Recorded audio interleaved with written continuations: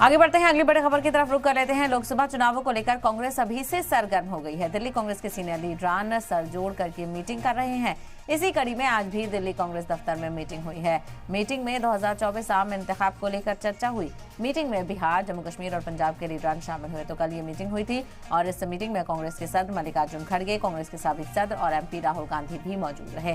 तो मीटिंग यहाँ पर देखने को मिली और इस मीटिंग में गौर ख्वास किया गया, आगे की हिकमत अमली बनाई गई कि किस तरह से 2024 में कांग्रेस कारकर्दगी करती हुई नजर आएगी।